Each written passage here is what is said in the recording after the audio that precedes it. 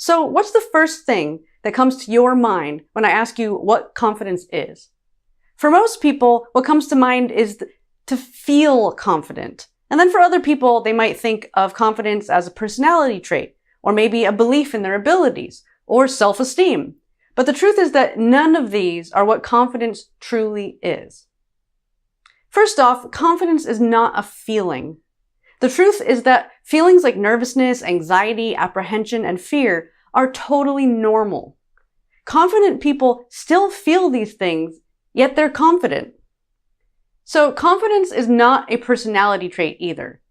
Many people interpret extroverted people who are outgoing and like the spotlight as being confident, and they judge introverted people who are more quiet or reserved, and maybe even to themselves, as not being confident. But the truth is that there are many seemingly outgoing people who have very low levels of confidence, and many reserved people with extremely high levels of self-confidence. Confidence also is not a belief in your abilities. Believing you're good at something is competency, not confidence. You can be confident that you're good at something, but you can also be confident that you're bad at something. The definition of confidence can be that it's your level of certainty in your ability. So you can be confident that you're a terrible speaker, and you're pretty certain that you're right. And so in this situation, confidence is not a good thing. This type of confidence or certainty magnifies whatever we tell ourselves. It's referred to as self-validation because we tend to act on what we are certain about, causing us to actually create the outcome that we expected and then validating that belief system. But this is not helpful. This is not the confidence that we want, right? And so we need a better definition of confidence. And so lastly, confidence is not the same thing as self-esteem, which is really just self-judgment. The self-esteem movement has existed for decades and encourages people to think positive about themselves. But while it might make you feel good about yourself in the moment, it doesn't really lead to real confidence. In fact, the need to feel good about yourself can actually lower your confidence because growth and success often require you to do new things that you're bad at and are uncomfortable with, and therefore lead you to having a negative self-judgment.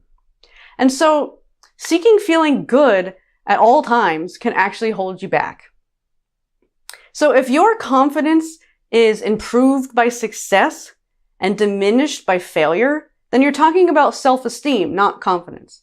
And in this case, one way that you might end up trying to boost your self-esteem is by being better than others, which usually means acting confident or being arrogant or constantly competing.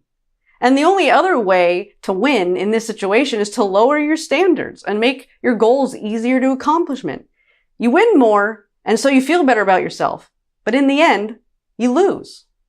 You lose because your ego is big, but your self-esteem is vulnerable. For example, if you build your self-esteem around your looks and you age, your self-worth plummets. If you build it around being smart and you find yourself around smarter people, you'll shrink back. In fact, you'll probably surround yourself with less smart people just to boost your own ego. If you build your self-esteem around being right, which is extremely common, you will harm your relationships. You'll battle with someone you love to win and end up losing trust and love. Plus, you'll battle for bad ideas just because they're yours, robbing yourself and others of greatness. So what should you build your self-esteem around? Your ability to learn, your ability to be resourceful. The goal is to develop an identity of someone that can grow, change, learn, and figure out. If you can do those things, you cannot fail, and your belief in yourself is no longer vulnerable. So confidence is not just feeling. Although you will feel confident, it's not a fixed trait. It's not simply a belief in yourself or self-esteem, although in part of it, it is.